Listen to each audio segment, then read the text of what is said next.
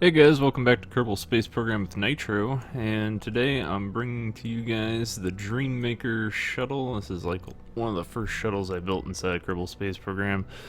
I made one a while back and it really wasn't that great. It had like a little cargo bay in the middle, and I think it took up like a small satellite back before there were even shuttle parts.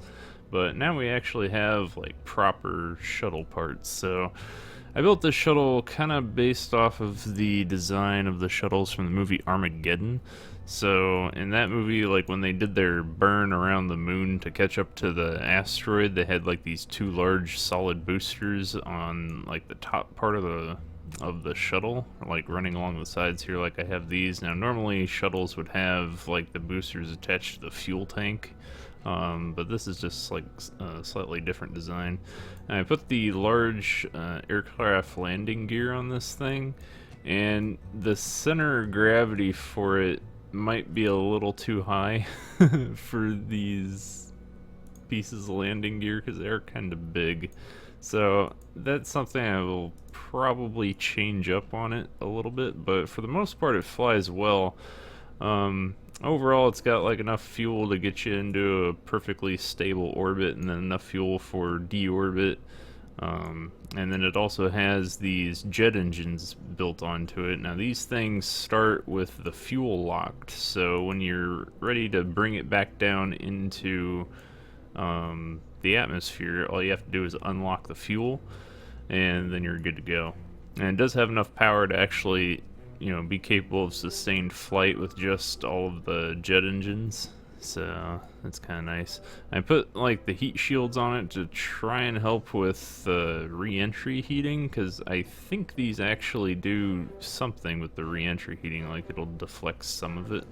But the re-entry heat that you get is pretty intense, and even with like this small heat shield up here, like you get like a lot of parts that want to explode. But I put this little heat shield up on the top mainly to stop the cockpit from exploding from re-entry, because normally I tried it with this aerodynamic nose cone. It's got max temp of 2400 Kelvin, but it really wasn't working.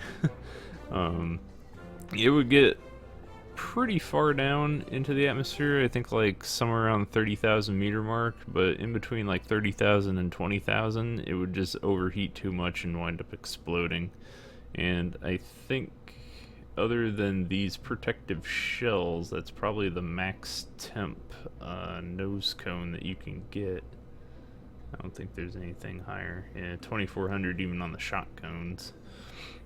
So I tried those and it really wasn't working out for me, so I just decided to put a tiny heat shield on there instead, which does work. It's got a small docking port on the bottom for docking up to a space station that I'm going to have up in orbit for refueling. I have 4 of these retro rockets fitted onto it to help slow it down a little faster when it re-enters the atmosphere and it's at like the critical point where everything's heating up. Because the stuff that likes to explode are these RCS thrusters, mainly. Like all these RCS thrusters will just overheat and blow up because they don't have a very high re-entry temp. They're only at 1500 Kelvin. So, yeah, you have to watch those. But when you do like a deorbital burn on this thing, it has like plenty of fuel to burn these things to slow you down enough while you're deorbiting. So yeah. It doesn't have a cargo bay yet, so in a future version I'll probably, I don't know, like I'll probably add it like above the cockpit or kind of where this RCS section is right now. And it does need all the fuel that it has here in order to operate in space, so I can't really skimp on the fuel factor. But anyway, let's go ahead and fly this thing, and I want to try landing it on the Kerbal runway, which is no easy feat. I've flown it like several times before, but landing this sucker is a little tricky, just because I'm not very good at it yet. But let's just go ahead and get this thing into orbit here.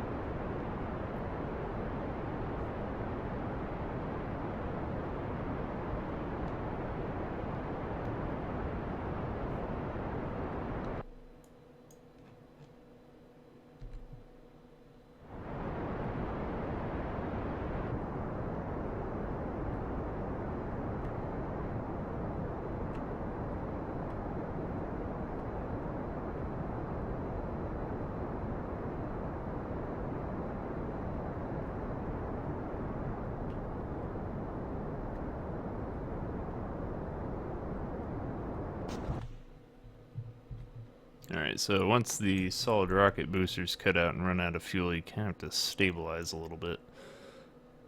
So that actually wound up pretty good. I didn't do a full 360 spin. Let's just go ahead and get this straight here. And so. Alright, and then once you do that, like this main booster here has like a little bit of fuel left in it, but you bring the thrust limiter down to about 30.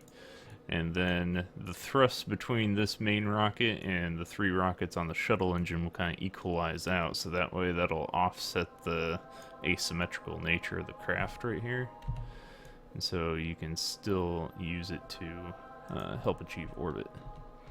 So let's go ahead and get this thing up to the apoapsis and then start burning. Here we go.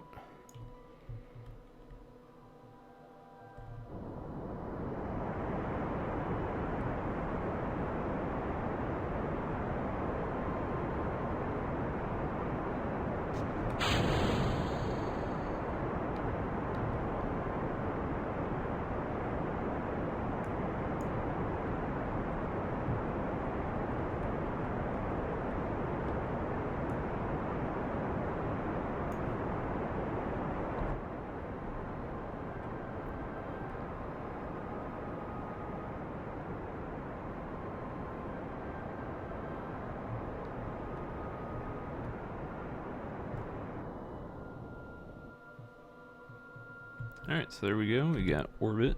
And this thing has action groups set up for it, so number 3, we'll deploy the solar panels. This thing doesn't have any of the thermal electric generators on it, so you have to use these small deployable solar panels in order to recharge the batteries. And it doesn't have any additional batteries either, it just has the ones that come included with the cockpit. So, there's that. But you can see where we're at on the liquid fuel oxidizer mix. So we burned up over half of it, just achieving orbit there after the rest of it got us up here. So, and that's what this is just like one large compartment of fuel here. This isn't 2. And then the back doesn't have anything. And then it's got plenty of RCS too. That's 1,000 units of RCS on the shuttle attachment there. So what I'm going to try to do is actually land this thing back down on the runway, which can be a little tricky.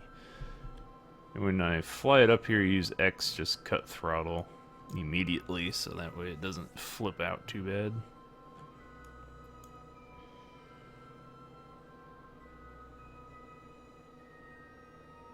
Alright, so I'll probably want to do this burn right around the dark side of the desert in order to land it here. Right about here, I think. Okay. It's always better to like undershoot it a little bit, because if I do that, then I can always come back up on the Space Center, and I don't have to worry about like overshooting it. I'd rather like have power and fly up to it rather than overshoot and have to turn around. So just with a slow burn, I'm gonna burn down to about here. I might undercut it quite a bit, but we'll see.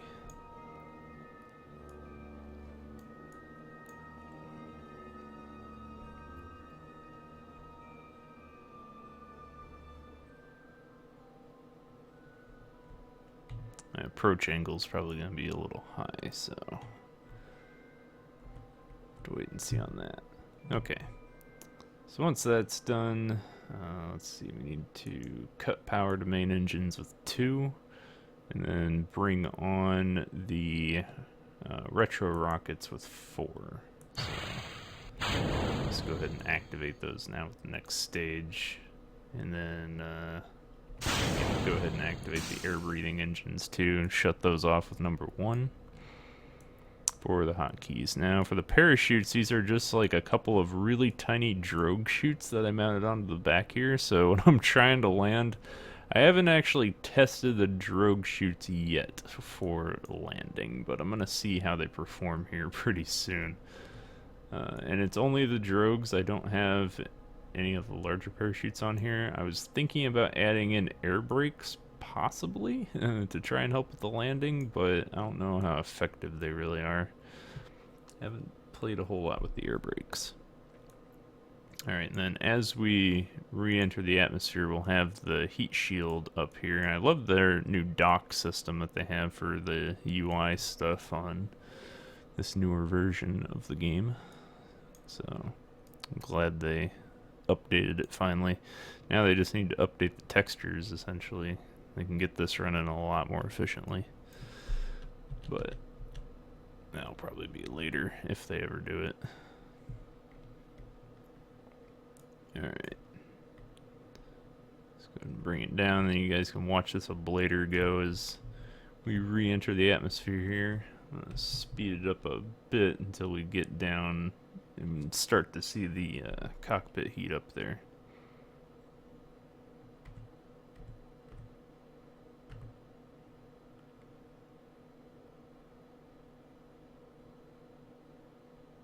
There it is.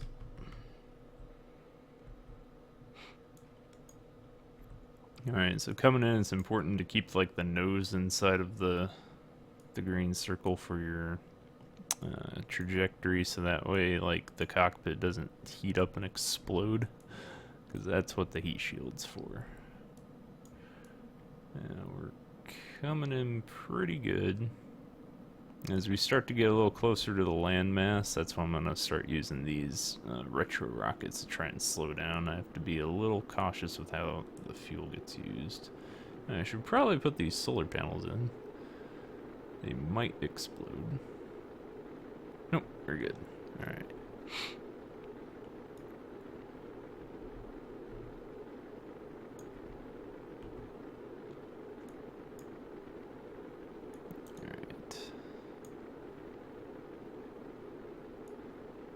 Already at the 30,000 meter mark, things are heating up.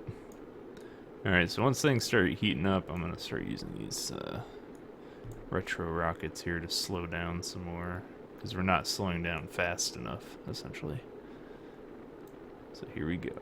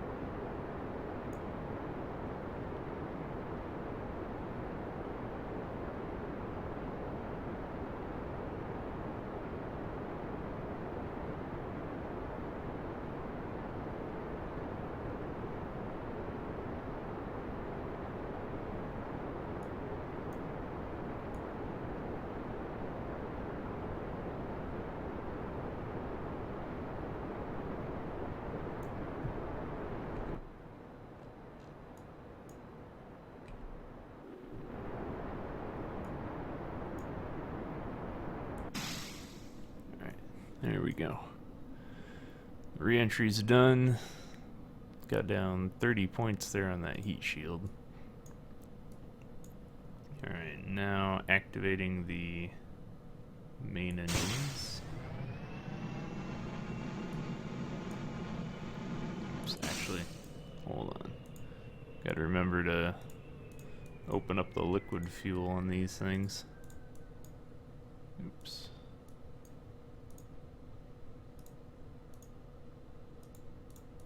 I don't think you can actually set up an action group for this, although I wish you could. Just set up an action group for opening and closing your fuel lines. Okay. So, now we'll bring on the engines.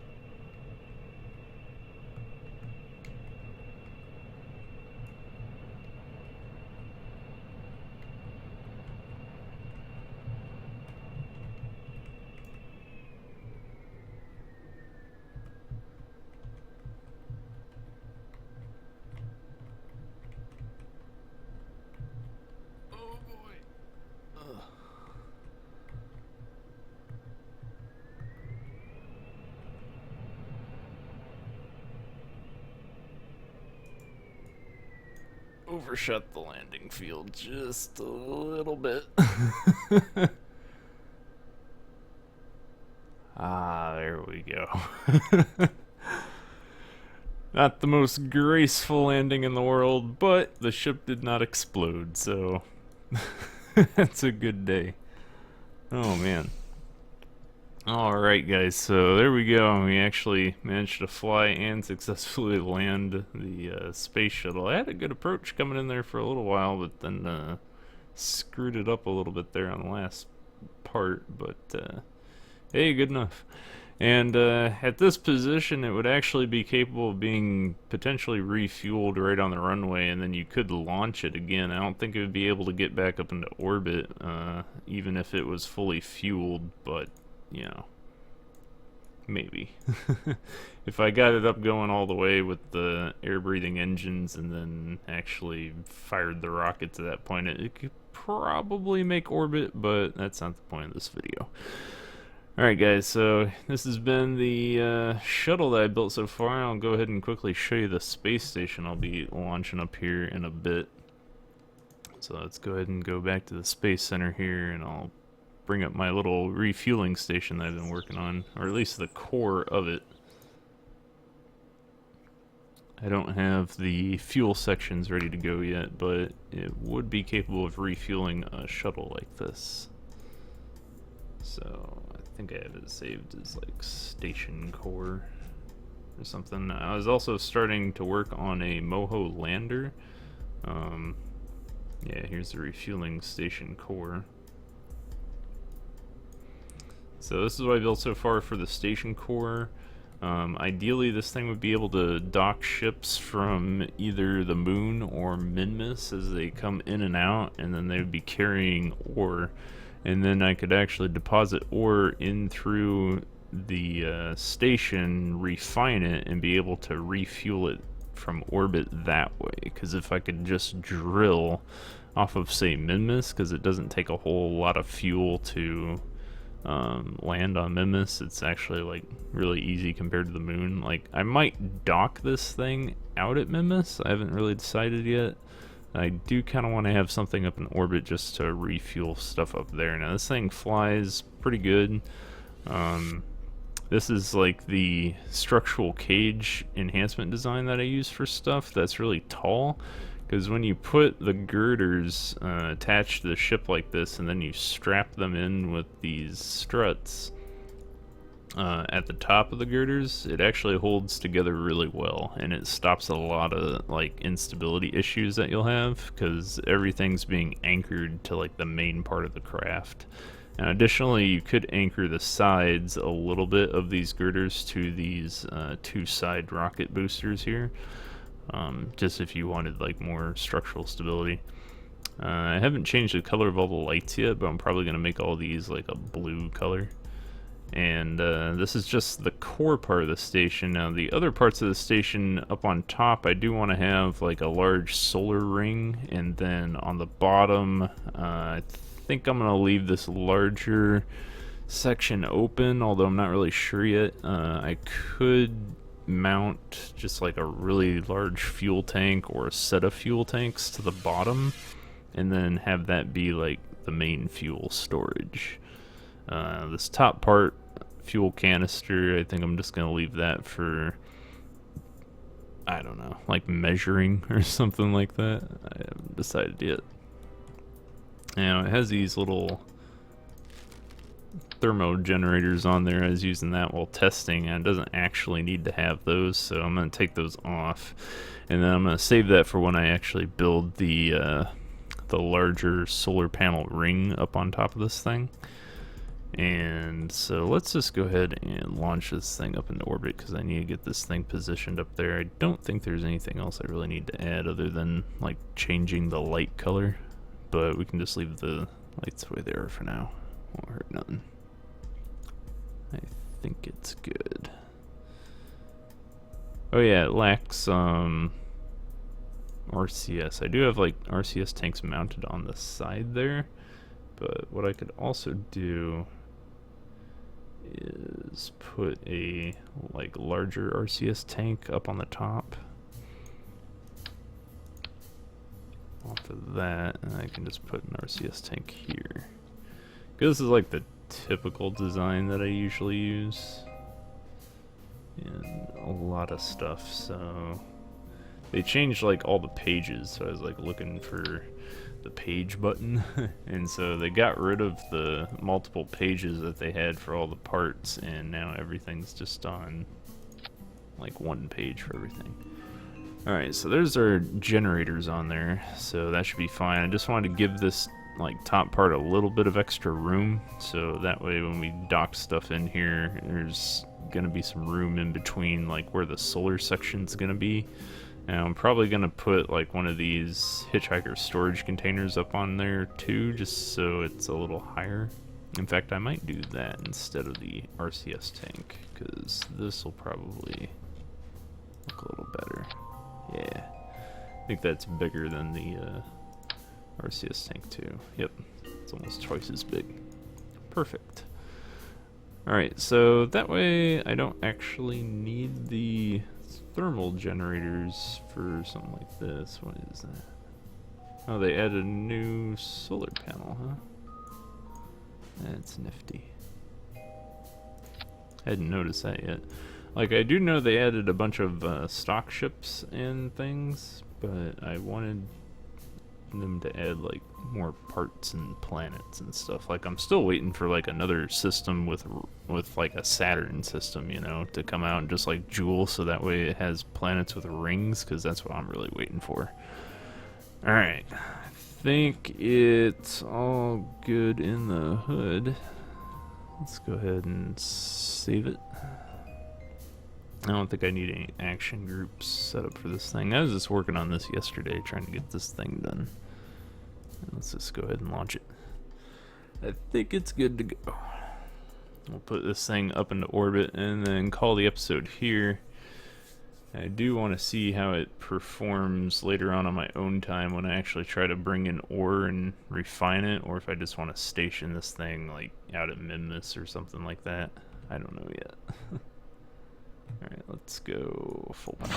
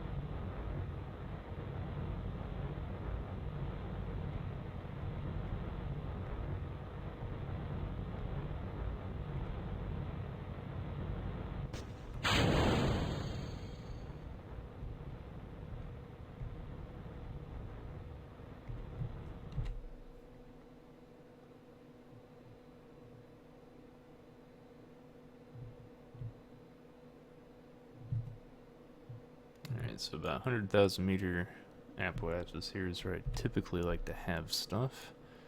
And we get plenty of fuel to achieve orbit. We're almost out of the atmosphere. Let's do a physical time warp so we get into space. There we go. Alright, time warp up.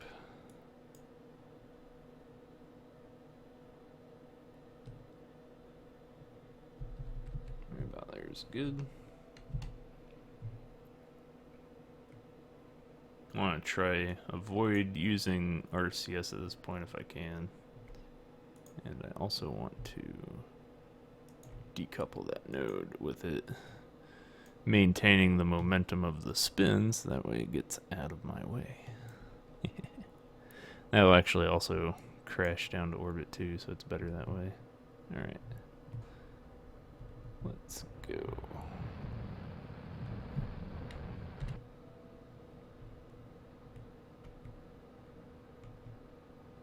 I actually screwed up a little bit there with going too far, because now my apoapsis is dropping.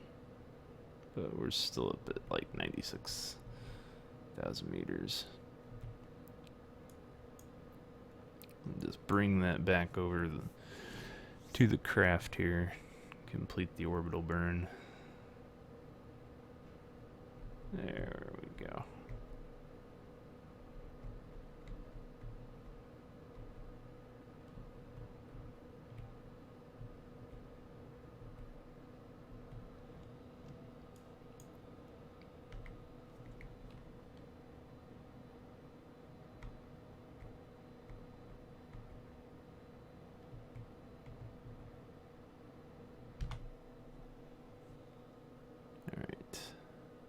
almost good. So we got 90 some thousand. So I'll just try to even this out a little bit here to make it as close to 100,000 as we can within like maybe 2,000 meter offset. That usually works pretty well. Man, they changed the whole way that the orbital overlay and everything looks too, because now like your direction of travel is like a highlighted blue, and where you haven't been yet is like a darkened blue, which is kind of interesting. At least that's the way it looks here with the planet on top of it. I might just be talking nonsense though. Alright, so we got 100,000 meters there. Let's head on over to the other side.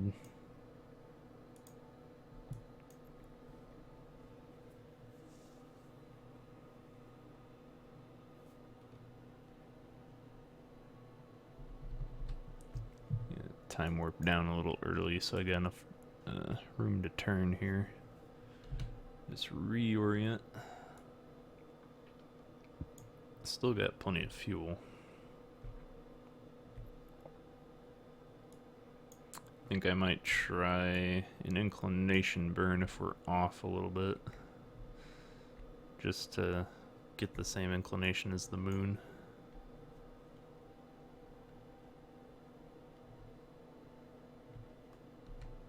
I do believe for this thing to work you need like an engineer on board, I think is how it works. I haven't played a whole lot with the like fuel refining. I still have still something I've yet to do. I need to do that over on Duna, so that way we can like fly some suborbital craft there.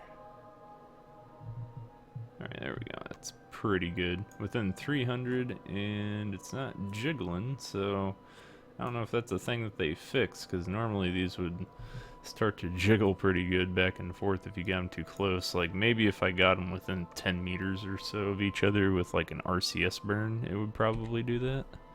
But it looks pretty good. Alright, let's check the inclination here. Yeah, we're off a little bit. So that's our ascending node. So we'll add a maneuver here and just burn it a little bit. It's not gonna be anything crazy. Yeah, 3 meters per second. Delta V. So I'm just gonna do that burn, and then we should be basically done. You just have to get a clean separation of the launch vehicle here.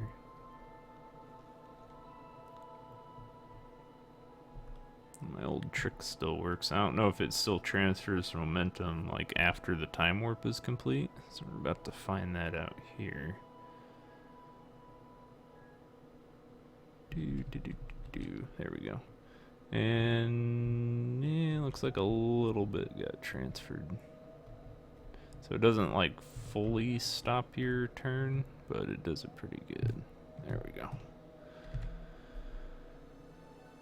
So I think that about does it. Yep. Still 100,000. Yeah, they're within a couple hundred meters of each other and it's not jiggling anymore, so that's nice. Alright. Go ahead and orient facing up.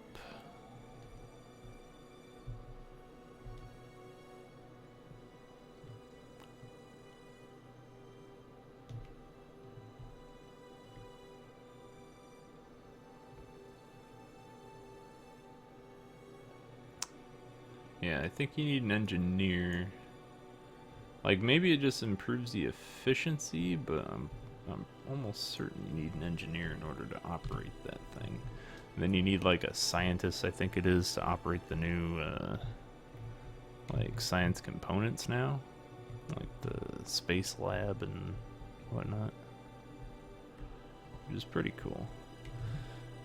Alright, so just want to make sure I stop all movement here before I do the separation. I know it's getting to be on the dark side of the planet. but look in here. Should we control from there? And it looks like we're gonna have a clean separation from the vehicle. Still got 100,000 meters on either side, so that looks great. Alright, unset target, and we should be good. Alright guys, so here's our first little part of the station up into orbit finally. Check the resources here. Yeah, electric charge isn't going down because we have these little solar panels. That's right. So yeah, those are doing a good job now. And then I got lights built on all sides from where we're coming in for a dock. And then we can always dock to any one of these shields. So I could potentially just have multiple ships up here. So this is the start of hopefully a new little, season of Kerbal Space Program adventures here in the new and updated Kerbal Space Program.